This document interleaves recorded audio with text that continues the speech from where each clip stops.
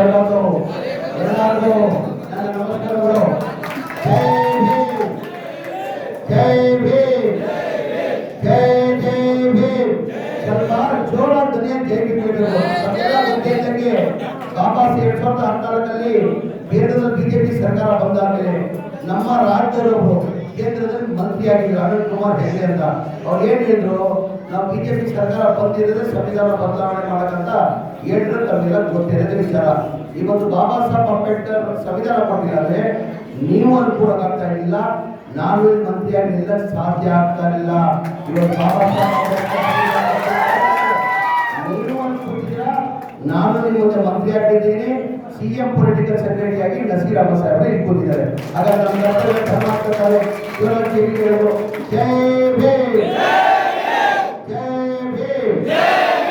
ಜೈ ಜೈ ಭೀಮ್.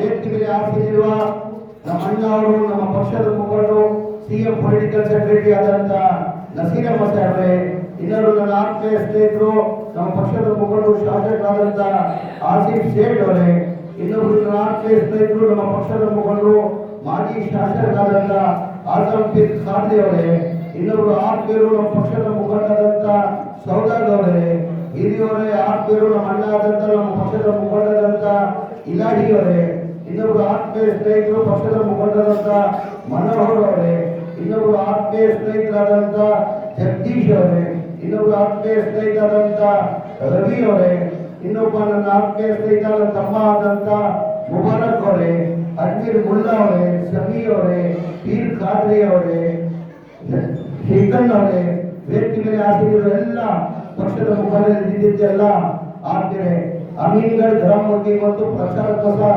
ನಾನು ನಮ್ಮ ನಾಯಕರಾದಂತ ನಸೀರ್ ಅಹಮದ್ ಸಾಹೇಬರು, ಆಸಿಫ್ ಶೇಖ್ ಅವರು, ಖಾದ್ರಿ ಅವರು, ಸೌದಾಗ್ ಅವರು, ಇಲಾಹಿ ಎಲ್ಲ ಈ ಗ್ರಾಮಕ್ಕೆ ನಾವು ಬಂದಿದ್ದೀವಿ.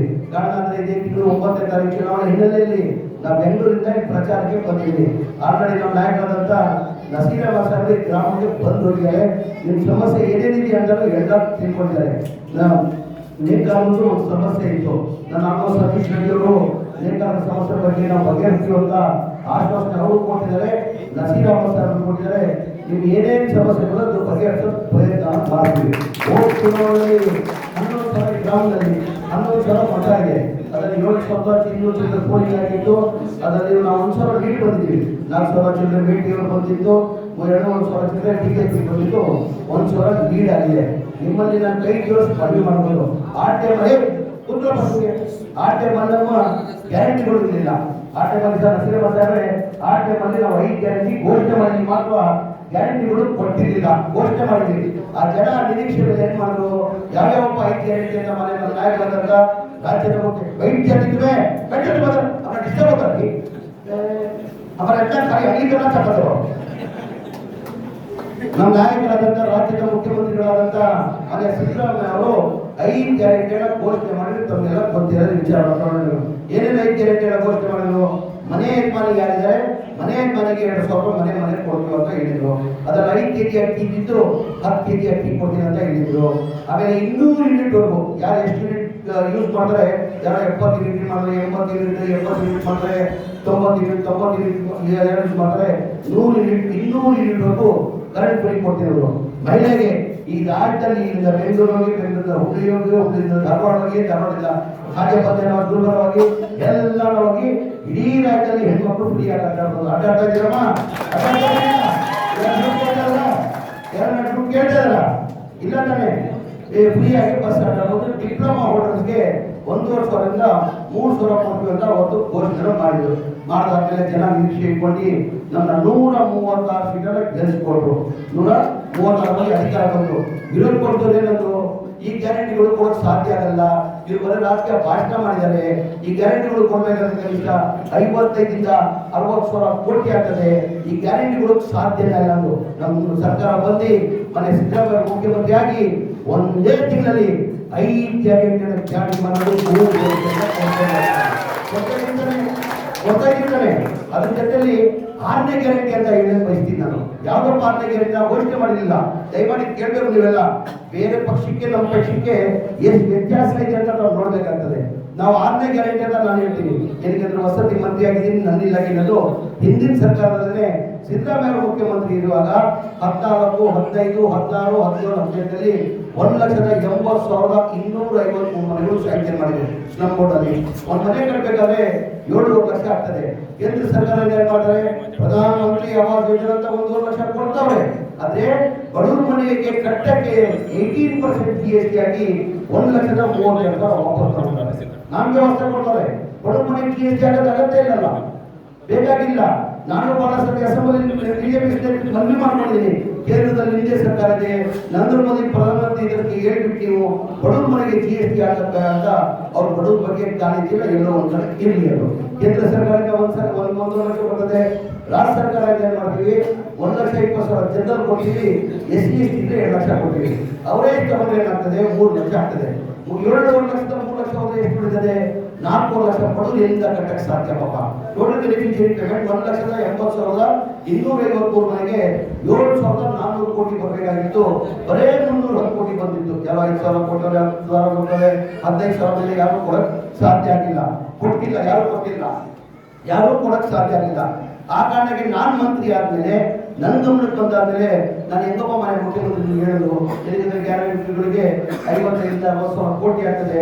ತಿರ್ಗಾ ಈ ಮನೆಗಳನ್ನು ಕಂಪ್ಲೀಟ್ ಮಾಡಬೇಕಾದ್ರೆ 7,000 ಕೋಟಿ ಆಗ್ತದೆ. ಹೆಂಗ್ ಮನೆ ಮುಖ್ಯಮಂತ್ರಿ ಗಮನಕ್ಕೆ ತರಬೇಕಂತ ಹೇಳಿ ಧೈರ್ಯ ಮಾಡಿ ಮನೆ ಮುಖ್ಯಮಂತ್ರಿ ಗಮನಕ್ಕೆ ತಂದೆ. ಸರ್, ಹಿಂದಿನ ಸರ್ಕಾರ ತಾವೇ ಮುಖ್ಯಮಂತ್ರಿ ಇವಾಗ ಈ ಮನೆಗಳು ಸ್ಯಾಂಕ್ಷನ್ ಆಗಿದ್ದು.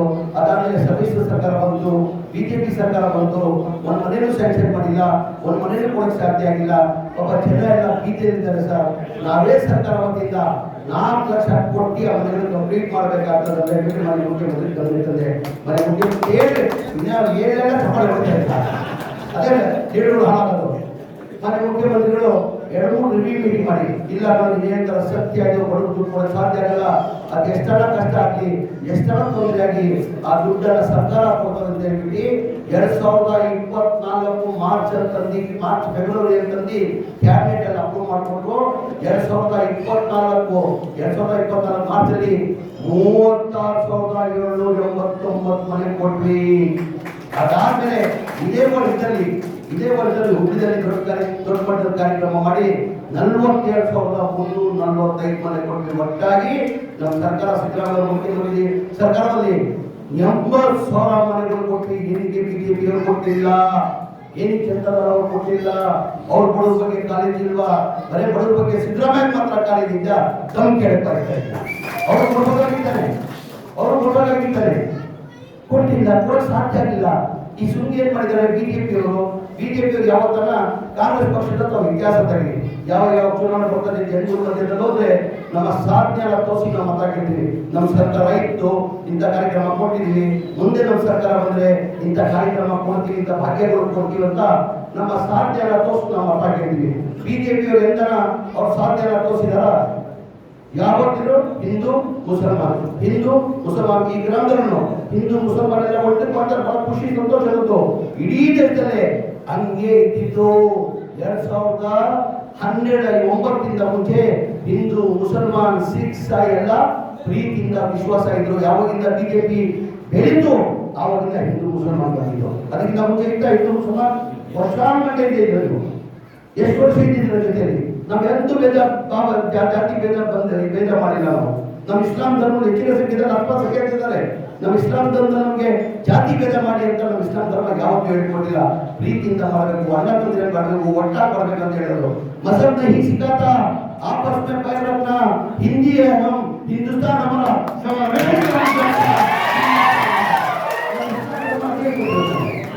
ನಮ್ಮ ಇಸ್ಲಾಂ ಧರ್ಮ ಅದೇ ಹೇಳ್ಕೊಟ್ಟಿರೋದು. ಬಿಜೆಪಿ ಎಂದು ಯಾವತ್ತೂ ಅಭಿವೃದ್ಧಿ ಕೆಲಸ ಅವರು ಯಾವತ್ತೂ ಮಾಡಿಲ್ಲ.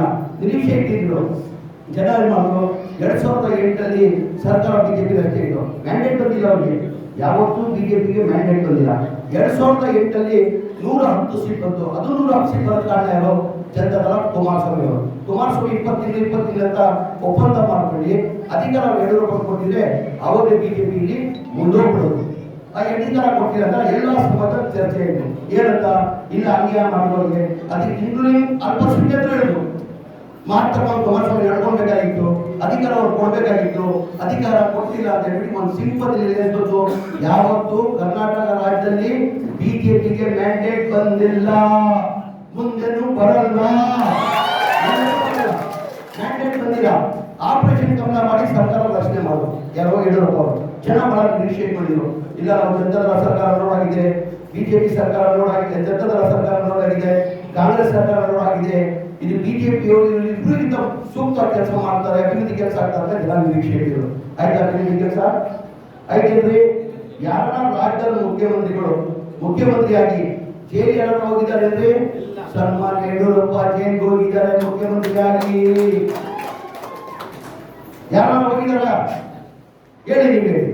ಆಮೇಲೆ ಅದೇ ಯಡಿಯೂರಪ್ಪ ಅವರು ನಮ್ಮ ಉಗ್ರಪ್ಪ ಅವರು ಒಂದು ಪ್ರಶ್ನೆ ಕೇಳ್ತಾರೆ, ಸರ್ ನೀವು ರೈತರು ಎಷ್ಟು ಹೇಳ್ತಿರಲಿಲ್ಲ, ರೈತರು ಬಹಳ ಕಷ್ಟ ಇದ್ದಾರೆ, ದಯಮಾಡಿ ರೈತರ ಸಾಲನ ಮನ್ನಾ ಮಾಡಿ ಅಂತ ಘೋಷಣೆ ಪ್ರಶ್ನೆ ಕೇಳ್ತಾರೆ. ಯಡಿಯೂರಪ್ಪ ಏನಂತಾರೆ, ನಂತವ ಪ್ರಿಂಟಿಂಗ್ ಮಿಷಿನ್ ನೋಟ್ ಮಾಡೋದು ಪ್ರಿಂಟಿಂಗ್ ಮಿಷಿನ್ ಇಲ್ಲ ಅಂತವ ರೈತರ ಸಾಲ ಮನ್ನಾ ಮಾಡಕ್ ಆಗಲ್ಲ ಅಂದ್ರು. ಇದೇ ಸಿದ್ದರಾಮಯ್ಯ 2016 ಮುಖ್ಯಮಂತ್ರಿ ಯಾರು 8,900 ಕೋಟಿ ಸಾಲ ಮನ್ನಾ ಮಾಡಿದ್ರು ರೈತರು. ಸಿದ್ದರಾಮಯ್ಯ ಯಾವ್ದು ಪ್ರಿಂಟಿಂಗ್ ಮಿಷಿನ್ ಹೇಳೋದು ಬಡವ್ರ ಬಗ್ಗೆ ಕಾಳಜಿ ಇದ್ರು. ಕಾಂಗ್ರೆಸ್ ಪಕ್ಷ ಇತಿಹಾಸದಲ್ಲಿ ಎಲ್ಲಾ ಸಮಾಜದವರಿಗೆ ಯಾವ್ದನ್ನ ಸಮಾನ ತಗೊಂಡೋಗ್ತಾರೆ ಅದು ಕಾಂಗ್ರೆಸ್ ಪಕ್ಷ. ದಯಮಾಡಿ ತಮಗೆಲ್ಲ ಗೊತ್ತಿದೆ. ಎಂ.ಎಲ್.ಎ ಬಗ್ಗೆ ನಾನು ಹೆಚ್ಚಾಗಿ ಹೇಳೋಕ್ಕಾಗಲ್ಲ. ನನಗೆ 5 ಬಾರಿ ಎಂ.ಎಲ್.ಎ ಆಗಿದ್ರು, 1 ಬಾರಿ ಎಂ.ಪಿ ಆಗಿದ್ರು, 2 ಬಾರಿ ಮಿನಿಸ್ಟರ್ ಆಗಿ ಸೇವೆಯನ್ನು ಸಲ್ಲಿಸಿದ್ದಾರೆ. ನಾನು ಕಂಡಂಗೆ ನಾನು ನಸೀರಮ್ಮ ಸಾಹೇಬರು 1 ವಾರದಿಂದ 10 ದಿನದಿಂದ ನಮ್ಮ ನಾಯಕರಾದ ನಸೀರಮ್ಮ ಸಾಹೇಬರು ಇಲ್ಲಿದ್ದಾರೆ. ನಾನು 2 ದಿನದಿಂದ ನಾನು ಇಲ್ಲೇ ಇದ್ದೀನಿ. ನಾನು ಹುಬ್ಳಿಯಿಂದ ಬೈ ರೋಡ್ ಬಂದೆ. ಬರುವಾಗ ಚಾರಿ ಉದ್ದಕ್ಕೆ ಜನ ಸರ್ ನಾನು ಹೇಳಪ್ಪ ಇದೆಲ್ಲ ಸೇರೋದು ಯಾವಾಗ ಖುಷಿಯಿಂದ ಮಾತ್ರ ಜನ ಹೋಗೋದು, ಖುಷಿಯಿಂದ ಇದ್ರೆ ಮಾತ್ರ ಜನ ಹೋಗೋದು, ಖುಷಿಯಿಂದ ಹೇಳ್ತಾರೆ.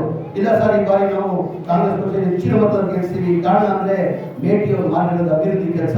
2013 ಜನ ಹೇಳಿದ್ದು 2013ರಿಂದ ಇಟ್ಕೊಂಡು 2018 ಕನಿಷ್ಠ 3.5ರಿಂದ 4,000 ಕೋಟಿ ಅನುದಾನ ತಂದಿದ್ದಾರೆ ಸರ್. ತುಂಬಾ ಅಭಿವೃದ್ಧಿ ಕೆಲಸ ಮಾಡಿದ. ಅಭಿವೃದ್ಧಿ ಹೆಚ್ಚಾಗಿ ಎಲ್ಲಾ ಸಮಾಜವರು ನಮ್ಮ ಕುಟುಂಬ ಅಂತ ತಗೊಂಡು ಹೋಗ್ತಾ ಇದ್ರು ಮೇಟಿಯವರು. ಅವ್ರ ಜಾತಿ ಭೇದ ಎಂದೂ ಮಾಡಿಲ್ಲ, ಜಾತಿ ಭೇದ ಎಂದೂ ಮಾಡಿಲ್ಲ. ಯಾರೋ ಇಲ್ಲಿ ನಮ್ಮ ಕುಟುಂಬ ಇರೋಂತ ಹೇಳ್ಬಿಟ್ಟು ಎಲ್ಲಾ ಸಮಾಜ ಓಟ್ ಕೊಳ್ಳಿ ಓಟ್ ಬಿಳ್ಳಿ ಎಲ್ಲರಿಗೂ ಸಮಾನ ತಗೊಂಡ್ತಾರೆ. ಆ ಕೆಲಸ ಬಿಜೆಪಿ ಮಾಡ್ತಾರ.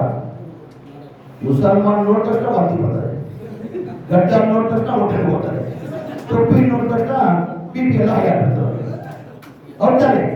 ಈ ತರ ಬಿಜೆಪಿ ಪಕ್ಷ ಬರೇ ಮುಸಲ್ಮಾನ ಉಪಯೋಗಿಸ್ಕೊಂಡು ಅವ್ರು ರಾಜಕೀಯ ಮಾಡ್ತಾರೆ. ದಯಮಾಡಿ ಐದಿನಲ್ಲಿ ಭೇಟಿ ಮಾಡಿದ ಕೆಲಸ ನಾವೆಲ್ಲ ನಿಲ್ಸ್ಕೊಂಡಿರ್ತಾರೆ. ನೀವು ಆಯ್ಕೆ ಮಾಡಿದ್ರೆ 2023ರಲ್ಲಿ ಎಷ್ಟು ವರ್ಷದಿಂದ ಆಯ್ಕೆ ಮಾಡಿದ್ವಿ? 5 ವರ್ಷದಿಂದ ಆಯ್ಕೆ ಮಾಡಿದ್ರು. ನಾವು ಯಾರು ನಿರೀಕ್ಷೆ ಮಾಡಿಲ್ಲ ಇಷ್ಟು ಬೇಗ ನಾವು ಬಿಟ್ಟು ಹೋಗ್ತಾರಂತ ನಾವು ಯಾರು ನಿರೀಕ್ಷೆ ಮಾಡಿಲ್ಲ. ಇವತ್ತು ನೀವು ಹೋಗ್ಬೇಕು, ನಾವು ಹೋಗ್ಬೇಕು, ಹೋಗ್ಬೇಕು, ಒಂದಿನ ಅವ್ರು ಹೋಗ್ಲೇಬೇಕು. ತಾವು ಓಡ್ಸೋಕೆ ಆಯ್ಕೆ ಮಾಡಿದ್ರು 5 ವರ್ಷದಿಂದ. ಅದು ಯಾರು ಹಾಕೋದು? ಭೇಟಿ ಹೋಗ್ತಾರೆ. ಯಾರು ಹೋಗ್ತಾರಲ್ಲ ನಿಧನ ತರದ ಯಾರು ನಿರೀಕ್ಷೆ ಇಟ್ಟಿಲ್ಲ. ಅವ್ರ ಹಕ್ಕಲು ಅವ್ರ ಮಗ ಉಮೇಶ್ ಭೇಟಿ ಅವ್ರು ನಿಂತಿದ್ದಾರೆ. ದಯಮಾಡಿ ಅವ್ರ ಹಕ್ಕನ್ನು ಅವ್ರು ಕೊಡ್ಬೇಕು. ಅವ್ರ ಆತ್ಮಕ್ಕೆ ಶಾಂತಿ ಸಿಗ್ಬೇಕಾದ್ರೆ ಹೋದ್ಸತಿ 5,600 ವೋಟರ್ ಗೆದ್ದಿದ್ದಾರೆ. ಈ ಬಾರಿ ಕನಿಷ್ಠ 35ರಿಂದ 40,000 ವೋಟ್ನಿಂದ ಗೆದ್ದರೆ ಮಾತ್ರ ಅವ್ರ ಶಾಂತಿ ಸಿಗುತ್ತೆ. ಹೌದಪ್ಪ, ನನ್ನ ಗ್ರಾಮದಲ್ಲಿ ನನ್ನ ಮತದಾರರಿಗೆ ಇಷ್ಟು ವರ್ಷ ನಾನು ಸೇವೆ ಸಲ್ಲಿಸಿಗೆ ನನ್ನ ಋಣ ತೀರಿಸಿದ್ದಾರೆ ಅಂತ ಹೇಳ್ಬಿಟ್ಟು ಅವ್ರ ಆತ್ಮಕ್ಕೆ ಶಾಂತಿ ಸಿಗ್ತದೆ. ನಿಮ್ಮಲ್ಲಿ ಕೈ ತೋರಿಸಿ ನಾನು ಮನವಿ ಮಾಡಿಕೊಡೋದು.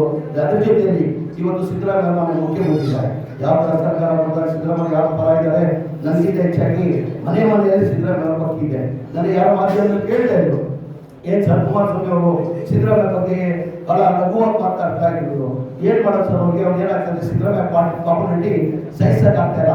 ಒಬ್ಬ ರಾಜಕಾರಣಿಗೆ ಏನಾಗ್ತದೆ, ಪಾಪುಲಾರಿಟಿ ಇರ್ತದೆ, ಎಲ್ಲರಿಗೂ ಒಂದು ಪೀರಿಯಡ್ ಮಾಡ್ತದೆ. ಈ ಕುಮಾರಸ್ವಾಮಿ 2008ರಲ್ಲಿ ನಸೀರ್ ಮಾಡ್ತಾರೆ, ಸಿಕ್ಕಾಪಟ್ಟೆ ಪಾಪುಲಾರಿಟಿ ಸರ್ ಕುಮಾರಸ್ವಾಮಿಗೆ. 2008ರಲ್ಲಿ 7ರಲ್ಲಿ ಮುಖ್ಯಮಂತ್ರಿ ಆಗುವಾಗ ಮಧ್ಯ ಬಾರಿ ಅವರು ಮುಖ್ಯಮಂತ್ರಿ ಆಗುವಾಗ ಸ್ವಲ್ಪ ಪಾಪುಲಾರಿಟಿ ಬಂತು. ಆ ಪಾಪುಲಾರಿಟಿ ಅವ್ರಿಗೆ ಇದೆಯೇ ಗೊತ್ತು, ಬರ್ತಾ ಡೌನ್ ಆಗ್ತಾರೆ. ಯಾಕಂದ್ರೆ ಎಲ್ಲ ರಾಜಕಾರಣಿಗಳಿಗೆ ಏನಾಗ್ತದೆ, ಪಾಪುಲಾರಿಟಿ ಕಡಿಮೆ ಆಗ್ತದೆ. ನಮ್ಮ ನಾಯಕರಾದಂತಹ ಸಿದ್ದರಾಮಯ್ಯ ಅವರಿಗೆ ಇನ್ನ ಪಾಪುಲಾರಿಟಿ ಹೆಚ್ಚಾಗ್ತದೆ. ಕಾರಣ ಅಂದ್ರೆ ಅವರ ಪ್ರೀತಿ ಎಲ್ಲ ಸಮಾಜ ಇಲ್ಲಿ ನಮ್ಮ ರಾಜ್ಯದಲ್ಲಿ ಬೇರೆ ರಾಜ್ಯದವರು ಹೇಳ್ತಾರೆ. ನನ್ನ ಕೇರಳದಲ್ಲಿ 10 ದಿನ ಆಗಿದೆ, ಯಾದಗಿರಿ ಹೋಗಿದೆ, ಕೊಚ್ಚಿ ಹೋಗಿದೆ, ಕೆಲ್ಲೂರು ಹೋಗಿದೆ, ಆಲಪ್ಪೆ ಹೋಗಿದೆ, ಕಾಸರಗೋಡು ಹೋಗಿದೆ. ಎಲ್ಲರೂ ಸಿದ್ದರಾಮಯ್ಯ ಸಿದ್ದರಾಮಯ್ಯ ಸಿದ್ದರಾಮಯ್ಯ. ಯಾರಲ್ಲೂ ಸಿದ್ದರಾಮಯ್ಯ ಅಂತಾರೆ, ಸಿದ್ದರಾಮಯ್ಯ ಅಂತಾರೆ. ಅಂದ್ರೆ ಅವರು ಬಡವ್ರ ಬಗ್ಗೆ ಕಾಳಜಿನ ಹಾಕೊಂಡಿದ್ದಾರೆ. ಎಲ್ಲಾ ಸಮಾಜದವರೆಗೂ ಅವರು ಜೊತೆಯನ್ನು ತಗೊಂಡು ಹೋಗ್ತಾರೆ. ಅವ್ರ ಜೊತೆ ಇವತ್ತು ಸಿದ್ದರಾಮಯ್ಯ ಮುಖ್ಯಮಂತ್ರಿ ಆಗಿದ್ದಾರೆ. ಈಗ ಸಿದ್ದರಾಮಯ್ಯ ಪ್ರಶ್ನೆ, ನಾನು ಮುಖ್ಯಮಂತ್ರಿಯಾಗಿ ಒಂದು ಸೀಟ್ ನಾನು ಗೆಲ್ಸ್ಕೊಳಕ್ಕಾಗಲಿಲ್ಲ, ಅಂತ ಹೇಳ್ಬಿಟ್ಟು ಏನಾಗ್ತದೆ ಅವ್ರಿಗೂ ಮನಸ್ಸಿಗೆ ನೋವಾಗ್ತದೆ. ದಯಮಾಡಿ ಒಂದ್ ಕಡೆ ಉಮೇಶ್ ಕತ್ತಿ ಮೇಲೇನು ಉಮೇಶ್ ಮೇಟಿ ಮೇಲೇನು ಪ್ರೀತಿ ಇದೆ ಅಂದ್ರೆ ಈ ಅಭ್ಯರ್ಥಿ ತಾವೇನು ತಿಳ್ಕೊಳ್ಬೇಕು, ಸಿದ್ದರಾಮಯ್ಯ ಮೇಲೆ ಅಭ್ಯರ್ಥಿ ಅಂತ ತಾವು ದಯಮಾಡಿ ತಿಳ್ಕೊಂಡು ಇವೆಲ್ಲ ತಾವು ಗ್ರಾಮದಲ್ಲಿ ಒಂದಾಗಿ ನಾನು ಯಾವತ್ತೂ ಹೇಳ್ತೀನಿ, ರಾಜಕಾರಣಿ ಯಾವ ರಾಜಕೀಯ ಬರ್ತಾನೆ, ನಿಮ್ಗೆ ಏನಾದ್ರು ಜಾತಿ ಮಾಡಿದ್ರೆ ದಯಮಾಡಿ ನೀವು ರಾಜಕೀಯ ಬರಬೇಡಿ ಅಂತೀವಿ.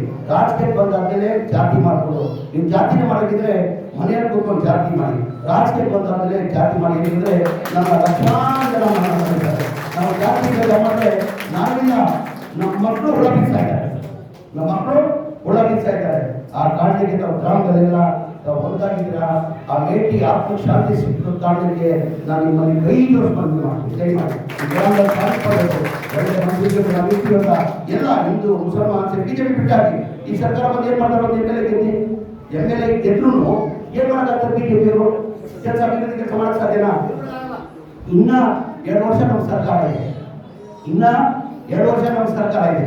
ಸರ್ಕಾರದ ಮಾನ್ಯ ಮುಖ್ಯಮಂತ್ರಿಗಳು ಬಹಳಷ್ಟು ಕಡೆ ಕಮಿಟ್ಮೆಂಟ್ ಮಾಡಿದ್ದಾರೆ. ಅದ್ರ ಜೊತೆ ಇನ್ನೊಂದು ನನ್ನ ಮಾನ್ಯ ಮುಖ್ಯಮಂತ್ರಿಗಳು ಅವ್ರ ಭಾಷಣದಲ್ಲಿ ಹೇಳ್ತಾ ಇದ್ರು, ಭೇಟಿ ಅವ್ರು ಬಂದಿದ್ದು ನನಗೆ 2023ರಲ್ಲಿ 23ರಿಂದ ನನಗೆ ಹಿಂಸೆ ಕೊಟ್ಟ, ನಮ್ಮ ಮೆಡಿಕಲ್ ಕಾಲೇಜ್ ಮಾಡಬೇಕಂತ ಮನೆ ಮುಖ್ಯಮಂತ್ರಿಗಳು ಇಲ್ಲಪ್ಪ ಸ್ವಲ್ಪ ಈ ಗ್ಯಾರಂಟಿಗಳು ಕೇಳ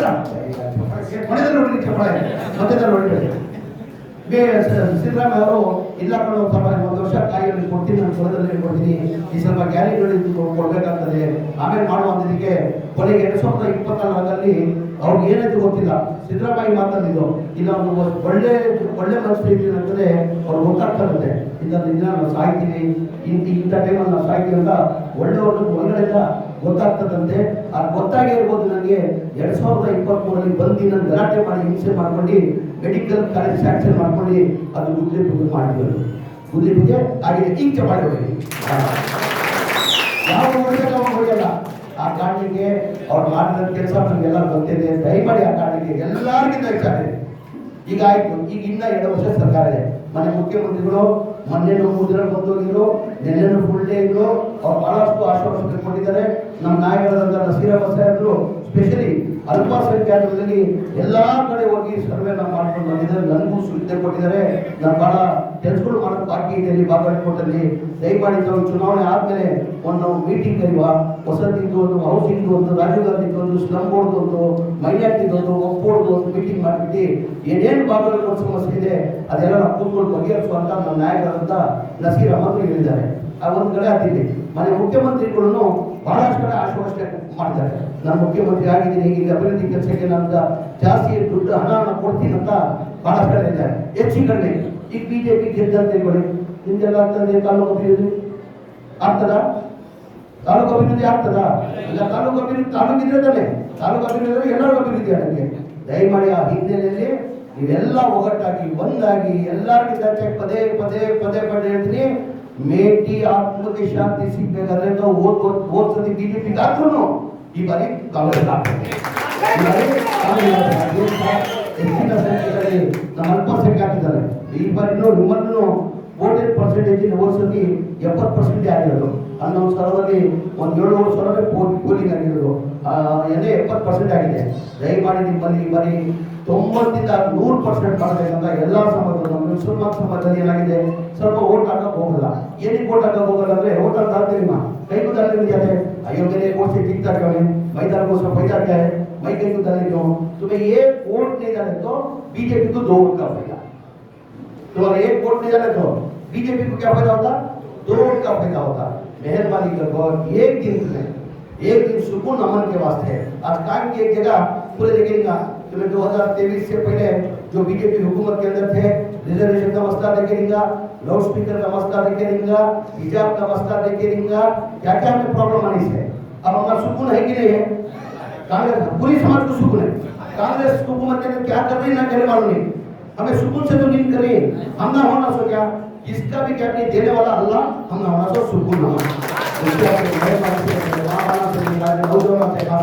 नौजवान पैसे की पेटी जोड़ो, पैसे आती पैसे जाती माँ, पैसे आती पैसे जाती। एक दिन में कितने दिन होना, 2000 3000 5000 दिन होना, उससे वर्गों में देते 5,000 देने के साथ हमें क्या तो जब धंधा करते ये ना 5,000 देंगे बाकी तो खुद वाला धंधा करेंगे देखो 5,000 ये नहीं क्या करते से 2 किलो पाया ले कर को दुकान को सुबह पाया करते ए सुबह पाया खा रहे 1-2 किलो गोश्त ले कर को बिरयानी खा तो 2 दिन में गली की पूरी खा लो बाकी का में लोग बाकी का सुनता है मेहरबानी से पैसा को कभी बिकने जनों को नौजवान से कहा देना गुजारिश है ये कौम के लिए ये मैं मेहनत कर क्या फायदा अगर तुम्हें सोचिए नहीं साफ एक अच्छा पॉइंट बोले इन्होंने एक टाइम तो आपको एक दिन को 5,000 करिए आज एक गारंटी दे रहा है 50-60,000 रुपए जो है ना हमारे बैंक को उसका 7,000 फायदा होगा कब हर महीना तुम हर महीना होना कि एक दिन का होना नको भाई दिन को खत्म करो कभी की बोटी पाया का खत्म करो नको मेहरबानी से मेरे नौजवान से कहा देना को जाके तुम्हें जो भी मेहनत करके इसके दर से करिए अमन सुकून को हमारा कौम को फायदा होने को तुम्हें सूद को करिए नौजवानों को काम धंधा उस दिन छोड़ो काम कौम के वास्ते क्या करो घरां बुला क्या करो तुम्हें वोट करो अब क्या होगा मई नसीब साहब आप पहले क्या था डब्बे थे वो पहले डब्बे में कौन कहते वोट डाली मालूम होता नहीं मुंह गोइंदा हो कौन कहते वोट डाली मालूम होता नहीं अब बाकायदा क्या करती मिश्ना रखी कोसे पूछता में काम का पड़े तुम्हारे ग्राम के अंदर कहते वोट अपने पूरा बंद होता अब वही नसीर अवस्था आसिफ सेठ सब आपको जाने के बाद तुम्हें 1 सेट तुम्हें वोट डालने क्या करती उन्होंने लीडर जगह सिद्धरामैया को होते साहब या तरह डुलमुल था लास्ट में 70% हुआ नसीर अहमद खान जमीर अहमद खान साहब आसिफ सेठ सभा में मैंने तो मुसलमान 100% वोट करेगा तो हम ना तुम्हें ताकत बढ़ा सकता ताकत बढ़ेगा नौजवान से काजना बता रहे एक दिन तुम्हें वो करो तो ना पुली नहीं मिले तो पड़ा नहीं अजर के भाई अल्लाह अजर तुम ऊपर मिलता अजर तुम लगा मिलता आखिरत में मिलता तुम एक कहते हुए दुआ की दरखास्त करते हुए तमाम एक को तुम्हें वोट करना है कि जो भी काम आई अंजुमन वाले बोल को ऑलरेडी ये शादी मान को 7 लाख रुपए मैं देखो मैं तो गवर्नमेंट के मैं क्या पता नहीं गवर्नमेंट से 7 लाख रुपए देखो बोले और एक अपना कब्रिस्तान की जगह होना तो हमारे बोल के आपको रिक्वेस्ट कर ले कब्रिस्तान का प्रोपोल कब्रिस्तान बोलो हमें बराबर यूटिलाइज नहीं करी वो 2016 के अंदर से जब दिल्ली गवर्नमेंट के अंदर जब सिद्धरामैया चीफ मिनिस्टर थे एक आदेश कर कोई क्या कर दो अरे मुसलमानों को ऊपर पूरे समाज हिंदू मुसलमान सिख ईसाई जो सब कुछ जो भी है अब क्या मुसलमान ही वो आबादी काम ज्यादा है